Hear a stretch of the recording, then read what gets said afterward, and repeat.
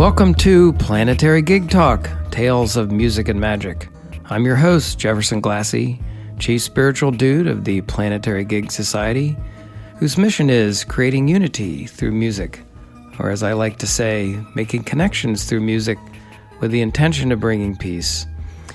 And today I am back in Studio One at the worldwide headquarters of the Planetary Gig Society, and am very pleased, privileged, honored to be able to talk with a great friend, fabulous musician, and frankly, I think the guy who first gave me the name Chief Spiritual Dude, the one and only Dave Razz Rasmussen.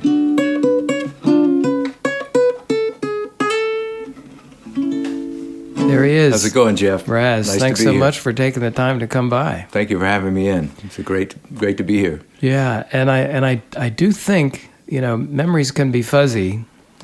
Some people think, why are you the Chief Spiritual Dude?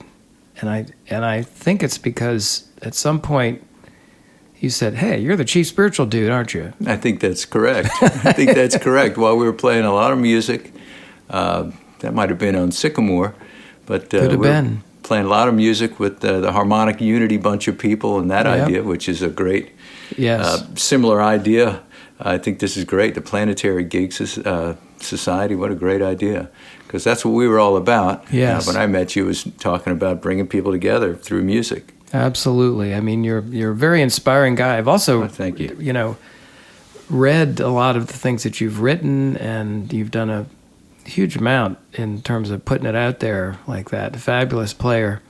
But let's just, because I'm always so curious, and I know a little bit about your background, but do you remember when music came into your life? Was there kind of, I think it was pretty early. I know there was music around your household, but can you talk a little bit about that? Yeah, my whole family played music, and I was the youngest of the kids.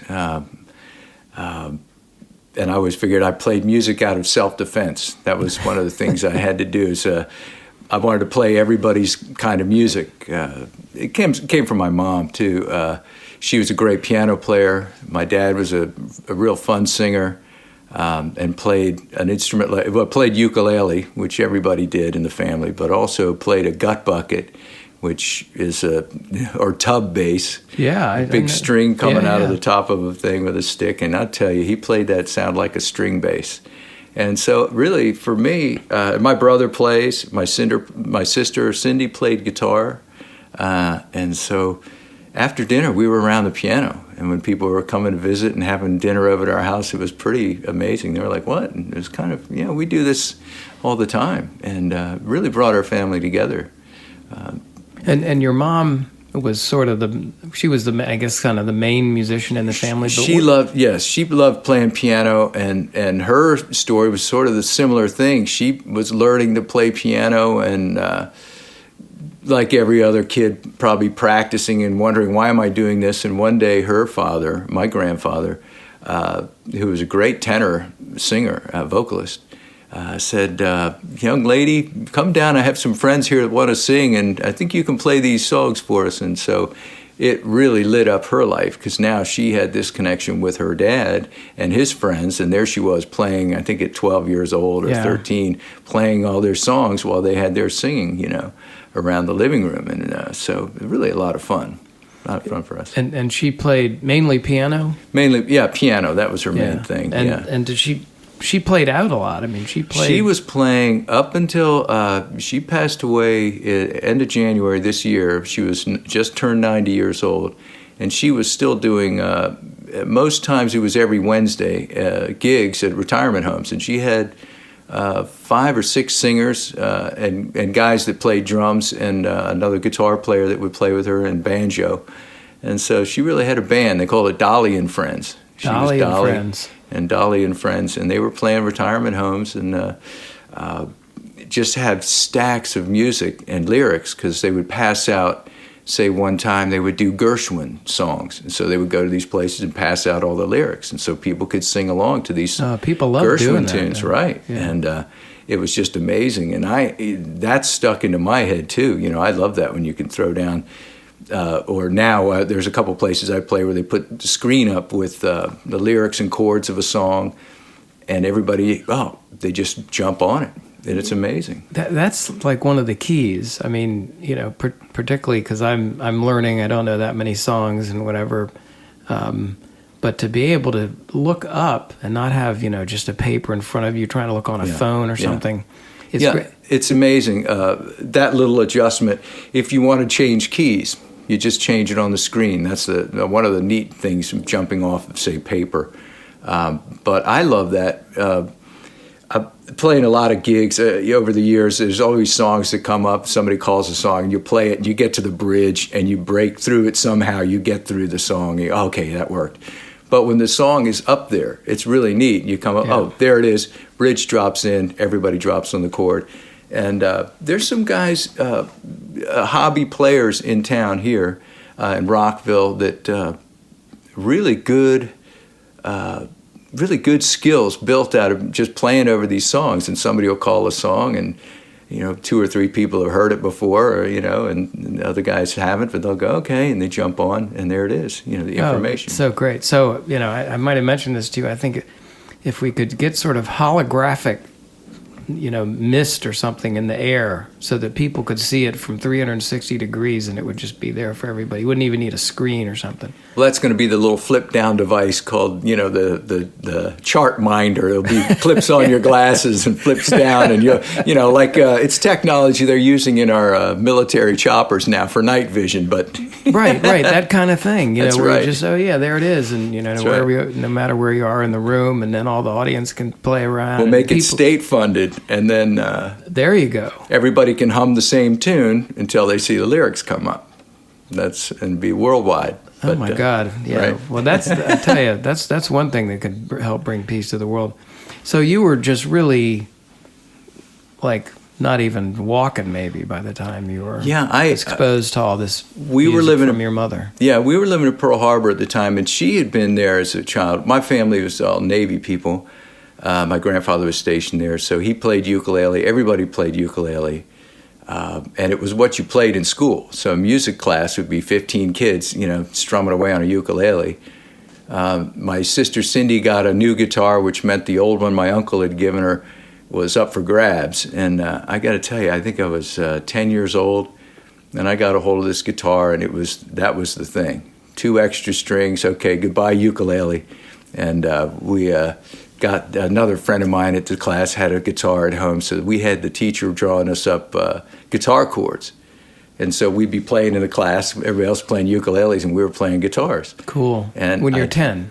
I think I was about 10 years old, and then I was living on base.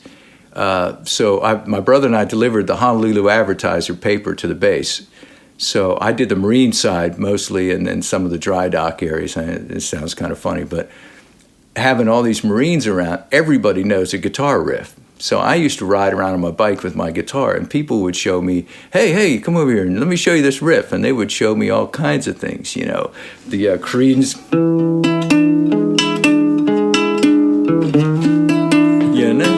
and just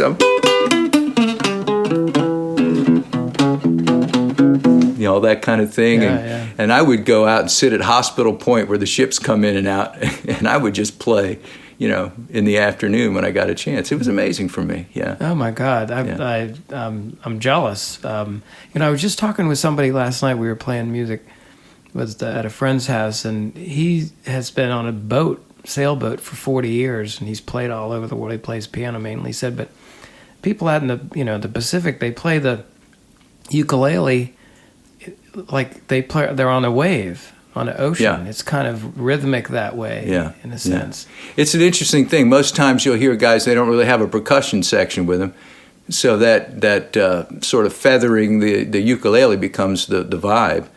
And I always think it's kind of like they're dancing on sand anyway. So it's dancing on sand. Yeah, dancing on sand. It's a funny thing. Out there, I was so turned on with stringed instruments as well. And playing that, I remember going to the Kamaka ukulele factory one time, and this big guy had sort of Hawaiian guy had a little ukulele with the back cut out of it, and he was wiggling that thing off and onto his belly, and it sounded like a chorus effect, kind of like a tremolo. It was amazing. Wow, And I was always like, wow, look what they're doing with these instruments, these little crazy instruments. And Hawaii was a lot of fun with music. Yeah. Yeah. So, and of course, then that was sort of your young teens, I guess, and then you played the whole time through. Were you playing in bands when you were a teenager? I played in bands when I was a teenager.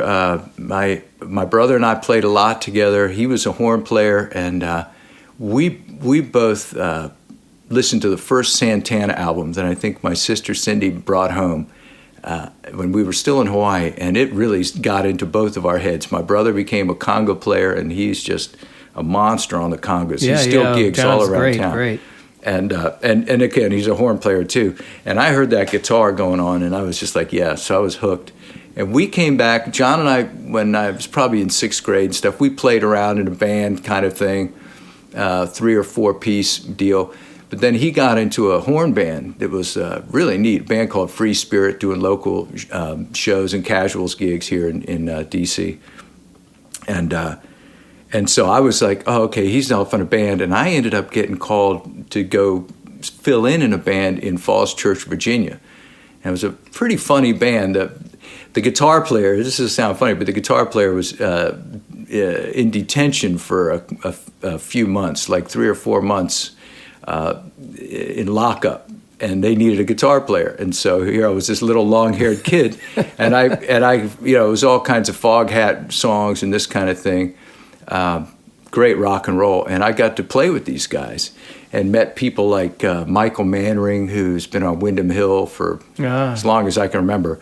And Michael played with his brother Doug, who was an amazing drummer at the time, who's a great guitar player now, living in Tokyo. And but it was funny, all these crazy guys, and we played these. A lot of times they were parties with sometimes bikers would show up. I think it was the Pagans group, and we always had a great time. And this neat little band.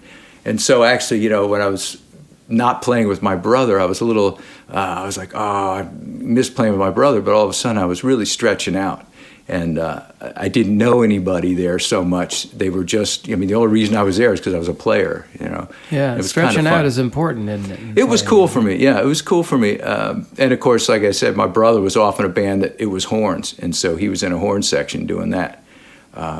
We shared a room. I was always listening to Blood, Sweat, and Tears, Chicago, Earth, Wind, and Fire, Tower of Power. Yeah. And this. Did you take lessons? I took a couple lessons, official, like when I was about 14 years old. But it was a funny thing with guitar for me is it was really something not school. We played in the class, and I learned a lot of basics, and it was fun to play with people. But it was really kind of my own thing, and I was self-taught for a long time. When I was 29 years old, I decided to go to the Musicians Institute in Hollywood, and that's when I was like... Oh, yeah, I wanted to ask about that. Yeah, that's I'm jumping way ahead years, but I had played a lot of these things, and I could really play. I felt like it's almost that tenacity you have as a young guy. Like 16 years old, I would say yes to any gig and step in there and let's do it. And but I'd really have to hear the music. I'd really have to hear what was in it. Okay, there it is. But after studying at GIT, just a funny story. I came back, and a guy I had recorded with here in town had a great studio. A guy named Hank Bartlett. He called me up. Oh, this lady's doing a version of Knick Knack Paddywhack, Give the Dog a Bone. Oh, yeah. And I wanted to be a heavy metal solo, and I want you to address the chords as it goes by. And I was thinking to myself, a year ago, I wouldn't have known what he was talking about. I would have looked at him with a blank face like, huh? And we did, I think, 2 passes on that, and he loved it. And I just thought that was awesome. So that was the Guitar Institute? Musicians Institute, which was... which covers a lot of ground now because they have keyboards, recording people, so drummers. Did you do like a year straight or something? It was a year program down in Hollywood. Guitar Institute of Technology is what it started out that's with. That's the GIT. Howard Roberts was the guy whose philosophy it was in there. And what did that really when you look back, what did you learn, or what changed? Well, focusing like that. So we jumped a long ways. I had lived out in California and stuff, and I had come back. My brother's was in the Navy. He had now landed in D.C. It's in the late 80s, I think like 87, 86. And he says, hey, I'm going to put the old band back together. You want to come back and be the guitar player? And I said, sure. And I came back, just a local band, and let's have some fun. And I ended up rooming with the saxophone player, who's an amazing musician, Steve Churchill, who grew up playing with my brother, and they're like brothers. He's like an older brother of mine. So we're playing in a band together now, and I'm rooming at his house, and he was like learning bass, and so we play over all kinds of things, Thelonious Monk charts and everything like this. And I was still kind of a self-taught guy. Yeah, I know the chords are. Yeah, I know the shapes, and I can read, block charts, and but I kept thinking, boy, it'd be nice to really have the language of this down. And at the time, I'm doing the band at night with them, just a local band, and I'm working construction with a friend of mine. And one day, I'm out there tarring the foundation of a basement wall, which is like a trench around the house, with a push broom. And so I'm listening to Joe Satriani on the headphones in a set of coveralls. And the owner of the company is my friend Billy Walker's dad. Comes walking up. And Billy went to GIT, the Guitar Institute of Technology, probably 8 years before this time. And I say, hi, Mr. Walker, how are you? And he's there with a guy in a suit, a banker or a lawyer or something. And he says, oh, this is Dave Rasmussen down here, to the associate he's with. He's a guitar player just like my son Billy. And the guy with the suit doesn't miss a beat. And he looks down and says, must not be that good a guitarist. Ooh. And it was hilarious. Dagger. It was hilarious, but it was kind of a Seinfeld line. But it was hilarious. But when they walked away, I started thinking about it. And that's when I was like, I put together some money. I thought, you know what? I'm going to go out there to go to the Guitar Institute, GIT. And it was really cool for me. I went there and just, I got an apartment walking distance. And there was a YMCA gym right around the corner from it. So I just went there and trained and played. I think I'd be in the school probably 10 hours a day. Yeah. Play during the day, do the classes, and then come back at night, be playing with a project or something in there, people playing all these different kinds of tunes. Really fun for me. But they had a philosophy. There's a philosophy of how to learn. The first 3 months, which the first quarter, is sort of this philosophy coming up. And there's a lot of stuff. At least when I was there, it was a 1-year program, and they really threw a lot of information at you. And but fun if you want to do it. Well, what was the philosophy then, that in terms of how to learn and and how to practice, how to approach music, how to practice? Yeah, for example, I mean, I had played a lot, but I never really had anybody sit me down to practice. And there's something. One of the things I used to do, they turned on this thing called Accelerator, and talking about your mind can really only focus for 5-10 minutes, really heavily focused. And it might be only for 3 minutes. So, which is weird, kind of the time length of a pop song, 3 minutes, 20 seconds or something. So I would if I'm learning a scale pattern, I would set a metronome at 60, super slow, 1 beat a second. And then I would play through what I'm going to do at that tempo, very slow. This would be to program a scale pattern, So I'd be playing through it. That's probably 3 times as fast as I'd be doing it. Okay, so. But I'd play through it all the way up, probably 2 octaves, maybe 3, walking through at that very slow pace with the metronome going tick, tock, and you're programming at that point. You're not performing. This is the interesting thing with practice. You remove that performance element. Yeah. It's a bit like Tai Chi, where you're doing movements that are can be adapted for combat use, but you're taking all the momentum out of it, and you're just doing the motion very articulately. So when it does come time to play it up to speed, there's really no barriers. You don't need momentum. You don't need to bounce off something, and that made a lot of sense to me. I hope that's it makes sense to me. Yeah, so I'm sort of at that stage trying to learn stuff and trying to slow down, be able to get this. Well, our ego gets in the way with oh my God, with, yes, it with does. practicing, and I used to go to this little practice room at night. You know, they got this little thing. They got these little doors with a window, like cells, kind of thing.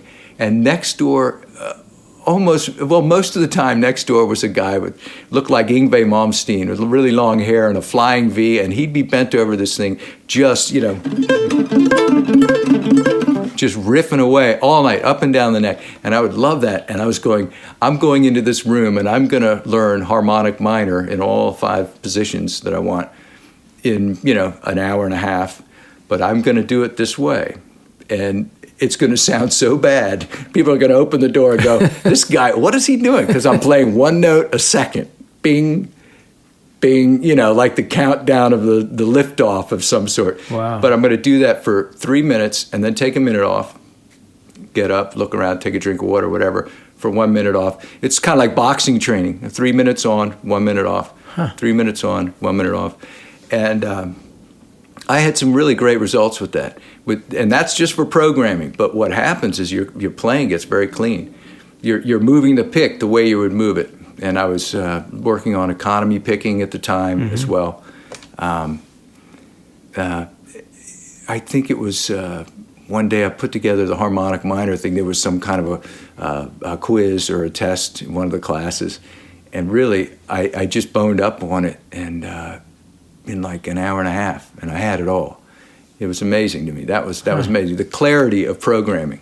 So you in a year you really became a much better player than you were before. Yeah, I think so. It's definitely for communication. Definitely, there was a lot of things I picked up. I had a fun band I put together right after that. We went up and down all the western states. A band called Hot Pursuit. The drummer was a guy named Mike Musa playing electric drum kit. We had a lot of sequences and stuff as well. The 2 girls up front and a great keyboard player, another Carl, and Carl Holt from South England, who had won like some slap bass championship thing. Ooh. So he was a monster, and he could read and play all kinds of stuff. I remember him sight reading all these bass lines, and we were auditioning the singers. And those old synth bass lines for all the Janet Jackson and Paula Abdul stuff. Some of them are kind of cool, and he'd just be sight reading away. I love that. Ooh. But it was great. Yeah, we had a lot of fun there. And the language was really cool. That was the neat thing, is just to be able to throw it down. This is what we're going to do, And I think it made me a lot more relaxed as a player too. Because that worrying about being on and really hearing it, for me, my own personal journey was kind of like, I can fall back on some of these things that I know are safe, and these inspirational moments will come out instead of like, I'm waiting to be really inspired, and I hope this doodling works between, Yeah, really interesting. Yeah. So since then, you played a whole bunch of gigs with a lot of groups. I've seen posts on Facebook. You're playing a double neck guitar and all this kind of stuff. So, I mean, music is like your life. It's kind of your life, isn't it? Yeah. The double neck guitar is a funny thing. Came from a conversation with 2 other friends of mine that play guitar, and then other things. One of them plays a lot of harmonica. The other one plays some keyboards and bass. And I thought, we were talking about it. It wouldn't be neat if we each had a guitar and a bass on, and we could switch around. And so I went a little crazy, and I started building them. So I built probably 6 of them now. Really? I gave one to my son who plays. He plays some. He went to GIT for the first quarter some years ago and got enough into him. That's the funny thing about the language. I can sort of like call something out from the lineup or the huddle and say, hey, do this, and he'll play it. But I made some of these double neck guitars. It's a bass. Most of them are fretless, and then an electric guitar. And I have an acoustic one that's pretty crazy. I did a lot of wiring work with that, and I play that with these guys, these 2 Algerian brothers, Kamel and Hassan. Oh yeah, I've seen pictures of them. Yeah. So last week I played with with Hassan, the younger brother, Hassan Zania, and a girl that he knows who came and played violin with us. And it was really quite an interesting gig. It was a lot of fun down at a place called the Green Zone down in Adams, Morgan. Oh, yeah. It was a lot of fun, So, then a question could be, well, why did you do all this? I mean, I know it's been kind of in your blood. But how do you describe what this thing music is, what it does to you, where it leads you, how it treats you? I mean, what is that? What is that power of music? Well, I think part of it is, for some reason, like as a kid, it was something I was doing because they were doing it. The family was there, and boy, you get to be connected. And I like if I can be part of that thing, starting it up or coming in the room 10 minutes after it started and jumping in. Either way is good for me, And I just played a memorial back in Los Angeles a couple of weeks ago. And I could tell one of the guys wanted to start singing, so I got up and I grabbed a guitar that we'd set up a whole stage and everything. But people were kind of milling about, so I don't mind starting it up because I know the result is just people come together and there's an interest. People come together through music. Yeah.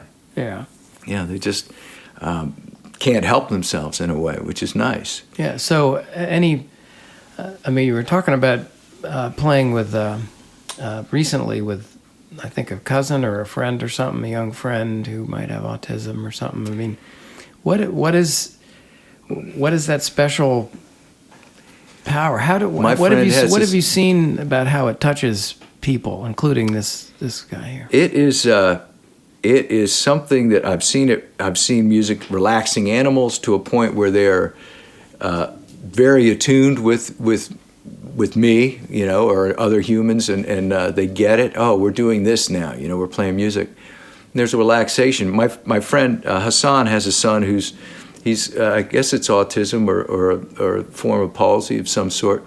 Can't really speak clearly, but he plays the drums, and it is amazing that he plays like R&B. Now they're from Algeria, but he plays R&B drums like you wouldn't believe.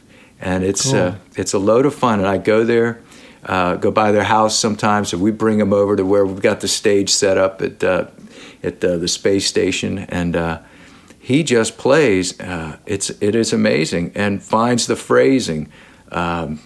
Just last weekend, I was playing some with him, and just the two of us. He's playing his electric kit, pretty quiet, and I'm playing along, and he's vocalizing where words would go.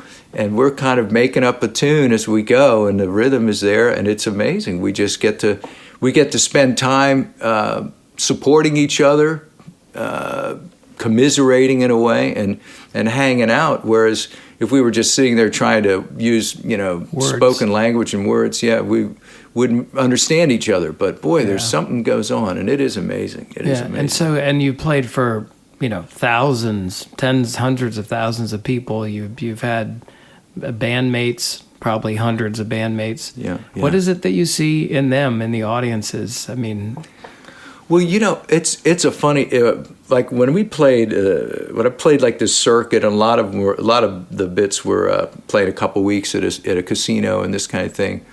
One of the fun things for me was always to be playing first for the guys, the people on stage. We had girls as well, but for the people on stage. So if the crowd was thin, it didn't matter. The band was playing anyway.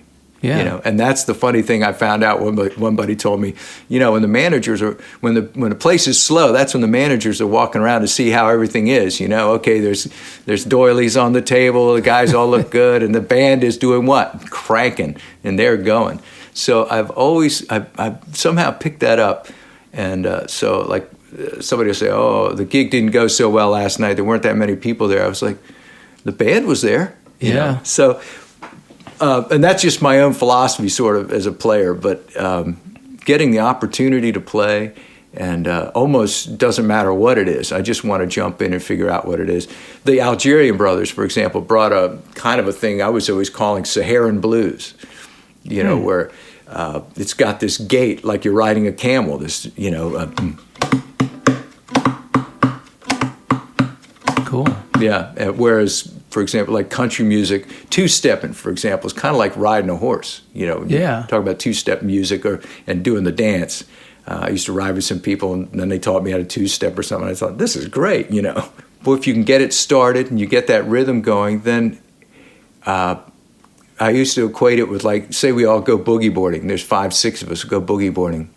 We all jump in the water. Waves are pretty darn good. We go out. We all have some rides, and then we come back. And we're on the shore, and that moment where everybody's going, did you see that? Man, you were on that wave, and somebody missed it, somebody dropped in. It's just that same excitement. You all shared something, and that sonic wave carried you through. I've seen this happen at jam sessions, and when I was in L.A., I rented a rehearsal space for some guys to come and play before and after this memorial event we played. And I'm in the parking lot getting stuff out of my car, and literally 4 or 5 guys come out of the place into the parking lot behind one of the guys' cars, and somebody's recorded some of the stuff they did, and they are giddy. These are grown adults, and they are giddy because whatever they just laid down was something that just got to them. It got to them. Yeah. It really touched them. Yeah. And so if you can do that with people, this is what we ought to do at world events when leaders, as they call them, get together, is have a jam session first. Get everybody to get a little vibe together. Yeah. Boy, that makes a lot of sense. Totally. You know, a lot of the things that, some of the things that I've read and that you've written and in our many conversations, I think you kind of have a vision. I mean, what you just said is sort of that. It's kind of a vision of world leaders getting together. Mm-hmm. Talk about some of those other thoughts, too. Well, that was one of the ideas with the harmonic unity that I was thinking at some point was imagine if it was global, and it was kind of like almost a McDonald's of music. You land in Stockholm, you don't know anybody in Stockholm, but you're there for a meeting, you're there for business, you're there for some other thing. But you go, oh, look here, and of course you check your little Harmonic Unity app, and there it is. They're having a jam session over at this place. It's a quick cab ride from where you are. Maybe they got an instrument you can borrow or lend if you're a guitar player, drummer, whatever. And you go there and jam. Maybe you call the people that you're there to see that possibly there's a slight language barrier. Say, meet me at this music place. This harmonic, like I say, I call it the Harmonic Unity. That was my vision at one point. Harmonic Unity Musical Ministry. The Harmonic Unity Musical Ministry, HUMM. Yeah. So meet me at the HUMM outlet at something like 7:30. Imagine that. You go someplace and you get to jam. Even if nobody's there, you go to a place and you meet some people and play some music. And they've got the thing that puts the chords of the songs exactly, on. You just exactly. Get it download it from your phone if you have it or they have it. And you large put it up screen, there. Put it up there. Everybody plays together. They're just on the internet to just bring up the charts. Yeah, it's I think that would be a neat vibe. Yeah, that would be awesome. I mean, I think we should do it.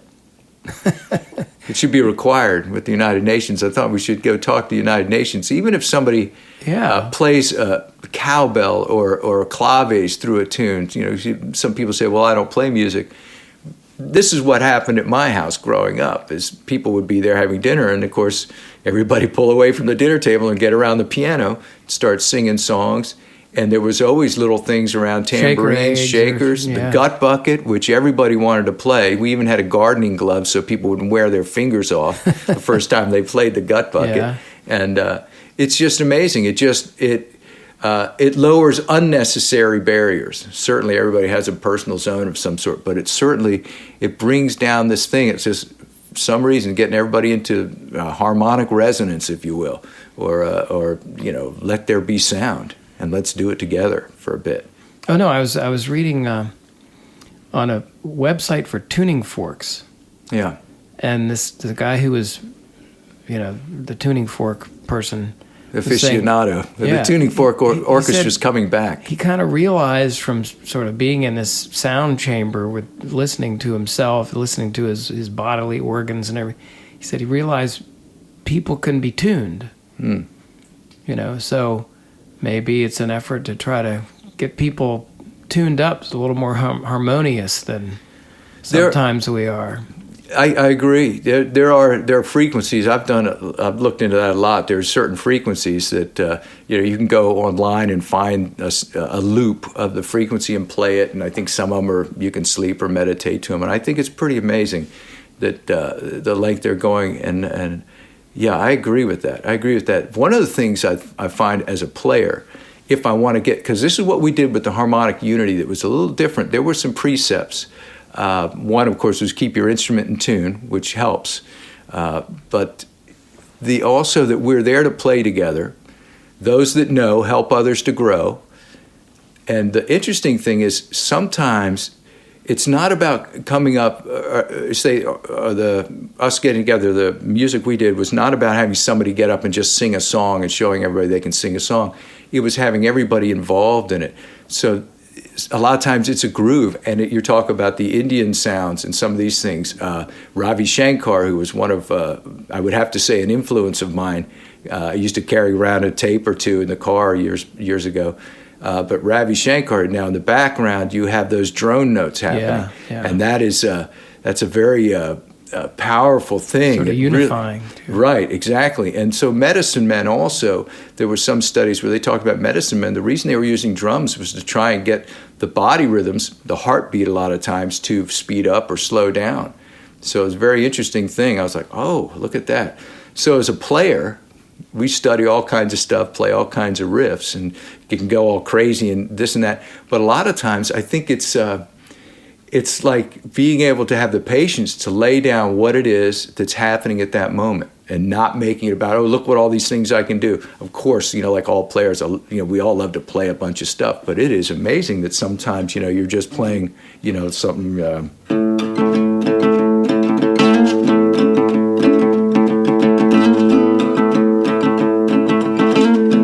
That's about it. Something else.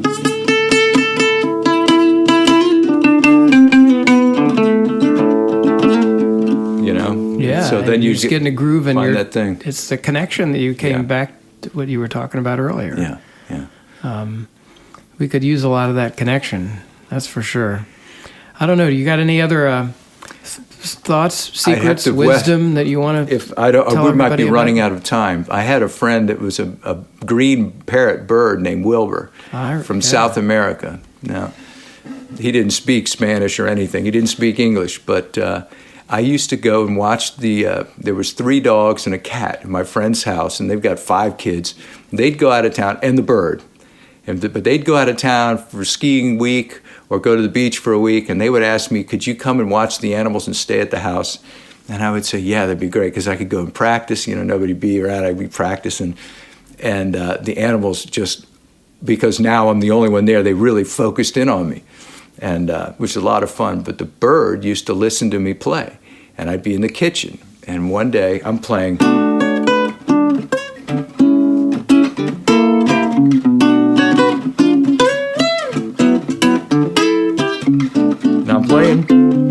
And he's bobbing his head like on the edge of his cage door, like, oh yeah, I like this. So I said, well, okay. And he would squawk at the end of like so. And, walk. And so one time, and I was doing.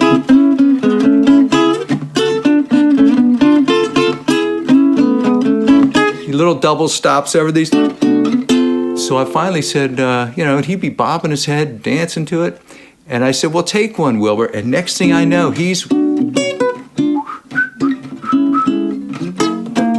singing along. Yeah, just going at it. And that was so amazing. Yeah, we got it once on videotape, but if people are around, then the bird's like, oh my God, look at all these people around.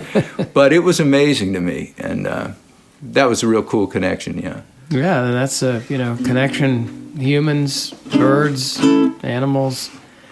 Well, we'd be a lot better off if we could have more music around, everybody understand about that power.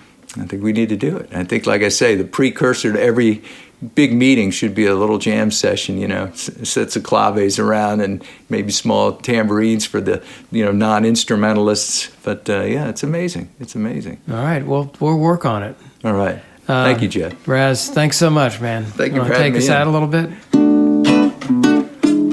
I have to do it for Wilbur.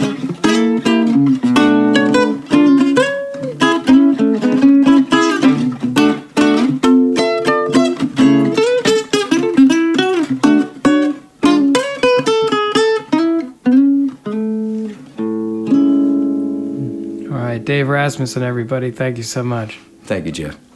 You've been listening to Planetary Gig Talk, Tales of Music and Magic.